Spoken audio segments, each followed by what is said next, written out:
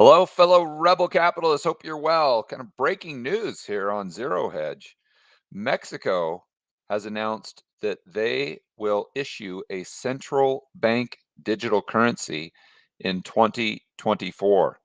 So, this is something that I've been talking about on my channel, the George Gammon channel, since it really started pretty much 2019, summer of 2019. And as you guys know, back then, everyone was calling me a tinfoil hatter and a conspiracy theorist and blah, blah, blah. I said, no, let's just look at the writings on the wall. This is the direction they'll go for XYZ reason. But a lot of people assume that the only problem with the central bank digital currency is it gives the government the ability to spy on every single one of your transactions and to control the transactions, to control the demand and maybe the supply side of the equation through the extension of credit. And while that is true, it's far more nefarious than that. And there's much more downside. And unless you really understand the banking system, and maybe even more specifically the Eurodollar system, because it's cashless, and unless you've really thought through the constraints of the current banking system and the old banking system under the gold standard, I don't really think you fully understand the downside risk of having a central bank digital currency. So I wanted to walk through that on this video. And then I also want to suggest to everyone here that they listen to my good friend Robert Breedlove's podcast and the series he has done with Jeff Snyder. And I can't remember which episode it was, but they articulate very well the constraints that banks had in the past, and maybe some of the constraints they do not have now, and the problems that may lead to in the future. But I want to get into that in more detail so you guys can start thinking about it, and so it's on your radar, so you can fully understand the risks of having not just a central bank digital currency, but maybe even more importantly, a ban on cash, a cashless society. A cashless society, in my opinion, it in and of itself is even more dangerous than a central bank digital currency. And when you put them together, then they're incredibly dangerous. But if I had to choose between a central bank digital currency and a cashless society, believe it or not, I'd probably choose a central bank digital currency. But let's get into why. So here's the headline. Whoops, I don't know what I just did right there. And this is from Zero Hedge. Bank of Mexico announces it will own central bank digital currency by 2024. And so I don't know what by own central bank digital currency. A cashless society is on the way, but the U.S. lags in adoption and regulation. And yeah, I don't think they're going to lag for too long. That's for sure. And I don't know that they are lagging in adoption and regulation, because I think in incentive, they're probably ahead of Mexico from the standpoint of stimulus and UBI. To my knowledge, Mexico hasn't talked about UBI, and I don't think, well, I know for sure they didn't do the amount of stimulus or sending out the stimmy checks and the PPP loans and whatnot, and the child tax credit. And uh, I know they didn't do it to the same degree. Now, whether they did it or not, I don't know, but I would be very surprised if they did. So my point is, because we've done this and now moving forward, there's a higher probability that it will become permanent. This gives us a further incentive above and beyond what Mexico has to implement a central bank digital currency, because that would be a way for us to streamline those payments directly to the individuals, because they would all have an account with the Federal Reserve. So their dollars would then be a liability of the Fed instead of a liability of the commercial banking system, or it might be half and half for a certain percentage. So so let's keep moving on. The Bank of Mexico plans to put its own digital currency in circulation by 2024 to use the latest payment technology to foment financial inclusion. Yeah, see, this is, I think, the words they're using. Here, let's use a quote from the president. To use these new technologies and latest generation payment infrastructure as valuable options to avoid financial or to advance financial inclusion in the country. Who else have you heard say this? Who else have you heard use these exact words? Financial inclusion, to advance financial inclusion. Well, I'm assuming you guys haven't watched every one of my videos. So I'll tell you, Klaus, the IMF, this is one of their battle cries. They say it's stakeholder capitalism, and they need more financial inclusion for the unbanked citizens. They're somehow claiming that because people are unbanked, that this gives them an incredible disadvantage, and they're never ever ever going to get out of the ranks of the impoverished and the poverty stricken unless they actually have a bank account. As if having a bank account is a prerequisite to making more money or something. I understand that the extension of credit and whatnot can assist, but it's by no means the only factor that goes into someone producing more than they consume. So the president, you can see they're doing this in the name of quote unquote financial inclusion, which is straight out of the Klaus playbook and straight out of the IMF playbook. And what are the chances that this is their main motivation? Probably zero. but, but to give them the benefit of the doubt, I'll say it's 1%.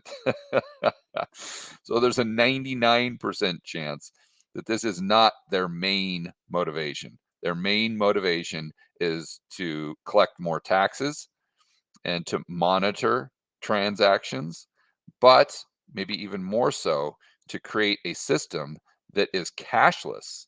Therefore, they can ban cash. And what does that do to the banking system?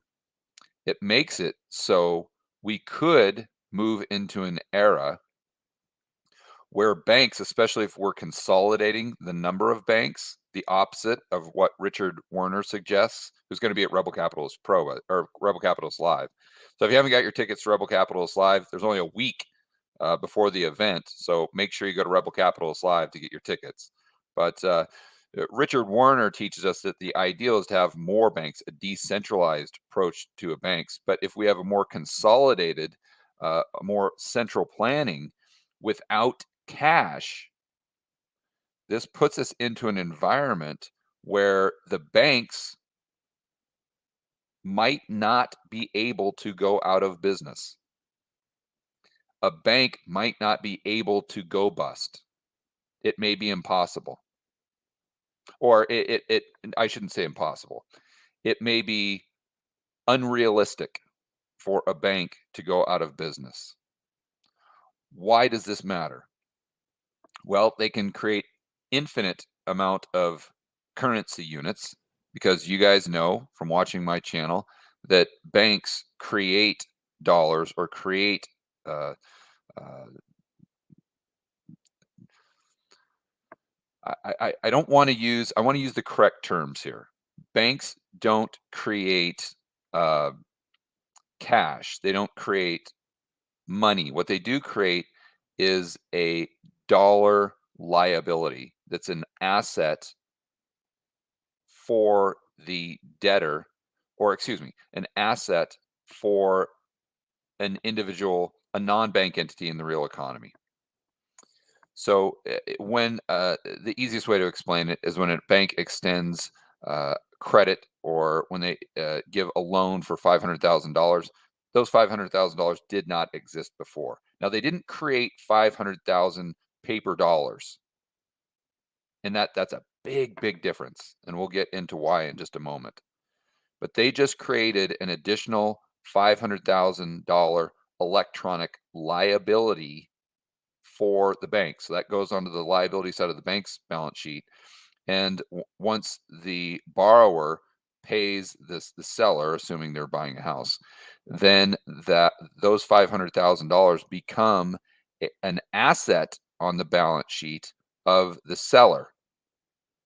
But all they're doing is they're just creating dollar assets and dollar liabilities. They are not creating green pieces of paper. They cannot create green pieces of paper. They have to get that from the Federal Reserve. And that's a huge, huge distinguishing factor. That's massively important. So, but for those of you who understand that they are the ones that are creating these dollar denominated liabilities, or in this case, peso denominated liabilities, or euro dollar, or not euro dollar, but euro liabilities, or yen liabilities, this is really an important point. So let's just for a moment think through what would happen if there was no cash, right? If there was no cash whatsoever. Well, if there was no cash, what would happen is, we'll use the example, that $500,000 loan. That $500,000 loan goes to the debtor, the person borrowing. They send the $500,000 to the seller. Let's say the seller is with another bank. Okay, so then the bank who issued the loan has to take the $500,000 liability from their balance sheet, and they have to send that $500,000 liability to the seller's bank. Let's just say it's different. Let's say you start with Bank of America and it goes over to Wells Fargo. Well, now what Bank of America has done is they've given Wells Fargo a $500,000 liability.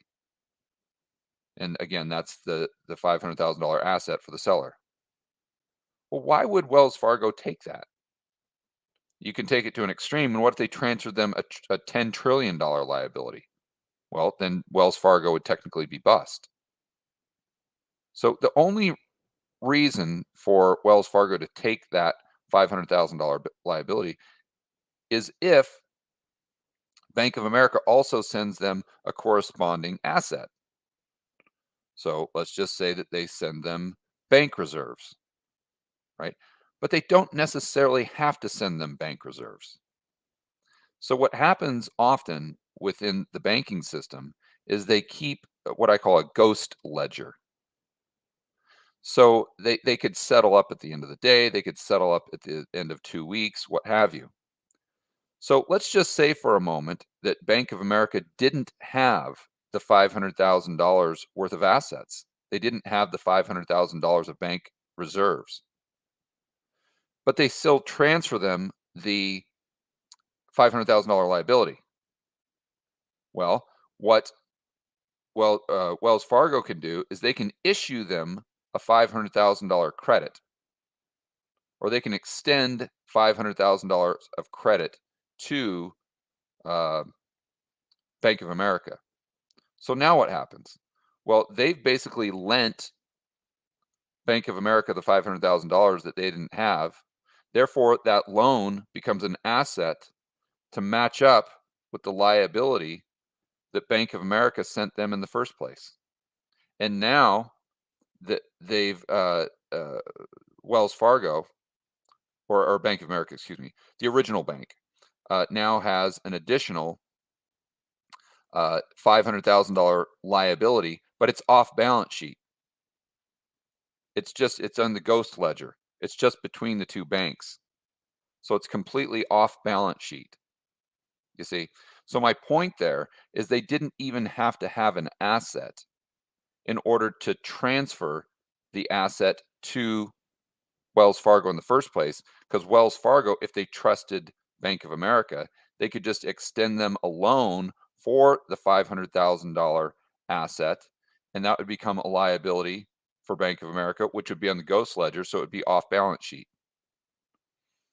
You see, so I mean, basically, another way of looking at it, just to try to keep it in simple terms, is let's say you were to give your buddy, uh, you just owe your buddy money, and so he's extending you credit.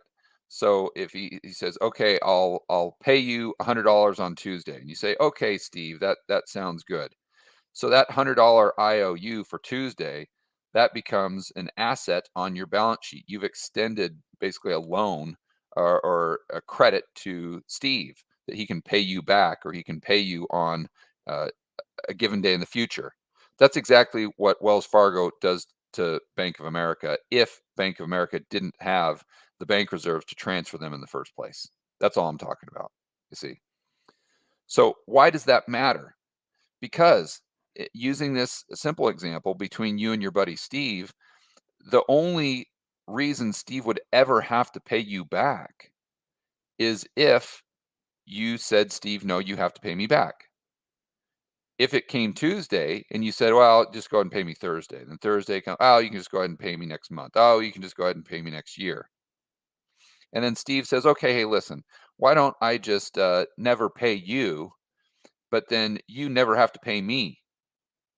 So if you transfer me a liability, I'm not going to make you transfer me any assets. And then if I transfer you a liability, then you never have to pay me, or I never have to pay you assets. And we never have to trade assets back and forth. That's the bottom line. All we have to do is just trade liabilities back and forth, and nobody's going to know the difference. And it's going to be totally off balance sheet. And then what happens, let's just say, those banks never get paid back. I'm sorry, not between the banks themselves, but the mortgage. So now we're talking about the original mortgage that was issued to the borrower to buy the house. Let's say that person never pays back the the lender. They never pay back the bank. Okay, so then you would say, well, my gosh, that really hurts them because it reduces the asset side of their balance sheet, because that loan they have to write it off. Okay, but that's only in a world where the banks need assets. And the only reason they need assets is to transfer liabilities to one another. So if they just agree to transfer liabilities to one another with no assets, then there are no assets required unless unless there's a constraint. You see? Remember that those liabilities are an asset of a non-bank entity in the real economy. So let's just go back to the gold standard. Let's say that that person who had the $500,000 that was given to them electronically for the house, which was a $500,000 liability on Wells Fargo's balance sheet. They said, actually, I want my gold. So they go down to the bank and they say, I want my $500,000 in gold. Uh-oh. Now Wells Fargo actually needs assets on their balance sheet, don't they? They need that gold. They cannot create the gold. And that gold can't be created between banks on the ghost ledger. You see where I'm going with this? And gold is a fantastic constraint because the banks cannot create it. No one can create it. They actually have to have the physical gold if those dollars are an IOU for gold. You see, Bitcoin would be the same thing. It's something that the banks cannot create. But to a certain degree, and I know this isn't as good, but it's better than nothing. Cash is also a constraint. Because let's go back to our original example, and let's just assume that the seller of the house had the $500,000 liability as Wells Fargo, and then they went to the bank and said, okay, I want my cash. I want $500,000 in green pieces of paper. What's Wells Fargo going to do? Well, now all of a sudden, theoretically, they have to give them that cash. In other words, they have to give them what should have been a $500,000 asset on their balance sheet. Well, if Bank of America never gave them an asset other than just an IOU, or what was an extension of credit, then they wouldn't have what the asset on the balance sheet of the non-bank entity was redeemable for. And therefore, This gives a constraint on the banking system. But what happens when you completely eliminate cash? So that seller of the home could never ever go down to the bank and redeem their asset for anything other than an electronic bank liability. Now, all of a sudden, you create an environment that I just tried to explain, a lot easier with a whiteboard, of course, but hopefully most of you guys are following that. You create a system where the banks are not constrained by anything, zero. And if they're not constrained by anything, the only thing that could make them go bust is just if they didn't agree on the rules that the banks have amongst one another. But if they all agree on the rules that they're not going to use assets anymore, they're only going to use liability, they're only going to transfer liabilities back and forth. How do they go out of business? Because even if they're negative equity, it doesn't matter anymore. Because the only asset that they're trading back and forth with one another isn't even an asset.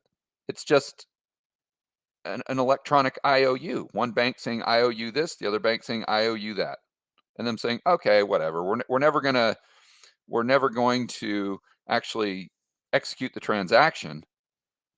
We're just going to say I owe you this for, I'll pay you in 1,000 years. Okay, I owe you this. I'll pay you in 1,000 years. What are you going to pay me? We'll just pay you these electronic things that we've been going back and forth because there's no cash, there's no gold, there's no Bitcoin, there's no nothing. So it becomes to just kind of a wink, wink and a nod, nod between the banks. My point there is it doesn't matter if they have negative equity. They essentially become like the central bank in that they can't go bust. So why does that matter? You say, oh, well, George, then there's the demand side of the equation. They can't just take their balance sheet to infinity and beyond because because at a certain point the only way they're making money is if if the people that are paying them back are paying them back with interest. So even if they're extending all these loans, they're going, there's nothing that's constraining the amount of lending they're doing. If they're not being paid back, then it just doesn't really matter. They're not able to make more money. They're not able to make more, I should say, electronic liabilities or more dollars. Let's say it that way. Whatever a dollar is, for heaven's sakes. When I explain it like this, now you understand why Chris Cole, who's going to be at Rebel Capitals Live, always says the dollar is nothing more than a thought abstraction. And now you know why. But my point there is that you say, George, the demand side of the equation, the demand for loans, meaning, is still going to constrain the amount of lending they can do. But you're not getting the full point, because now what those banks would be able to do is lend to whomever they wanted to, and they wouldn't be constrained by the person's ability to pay them back. Again, just like a central bank. So they could start lending based on whatever the prevailing political narrative was. So if the politicians come out and say, oh, you shouldn't be lending to those people that aren't wearing masks, then that's what happens. Because they don't need to be paid back. It doesn't matter. Because there's no assets going back and forth. There's just liabilities. This is, and then it becomes more about a social score instead of a credit score. And this is an issue that we could see with the central bank digital currency as well. But if we ban cash, we technically don't even have to get to a central bank digital currency before the commercial banks themselves could start issuing credit exclusively based on a credit score instead of your ability to actually pay them back. And that's why a ban on cash is so incredibly dangerous.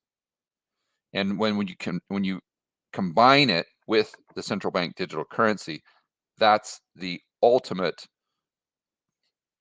Orwellian tool, whatever you want to call it, for power and control, to where our entire globe, the entire planet, is controlled and dominated by banksters.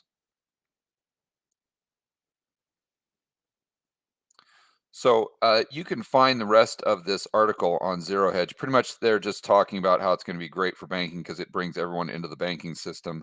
But we all know that's nonsense. The probability is they're doing this to micromanage who is getting money, who isn't getting money, who is it getting credit, who isn't, and then maybe micromanaging the demand. So therefore, um, as an example, if they wanted to favor a certain industry, then you just couldn't spend your central bank digital currency on an industry that was out of favor, i.e., coal, i.e., gas, i.e., diesel. You could only spend it on buying, let's say, electric cars or something like that, or you could only spend a percentage on gas and diesel. So they could micromanage the demand side of the equation. They could micromanage the supply side of the equation by the extension of credit, and all the other Orwellian factors. But the thing that most people miss, and probably the biggest variable here, and the biggest factor that would impact our freedom, is the fact that this could take us into an environment, if they ban cash, where there is zero constraint on the banking system, and therefore the banking system, the banks themselves, it's almost impossible for them to go out of business, and they start to quite literally uh, control the global economy, even more so and to a greater extent than they do today.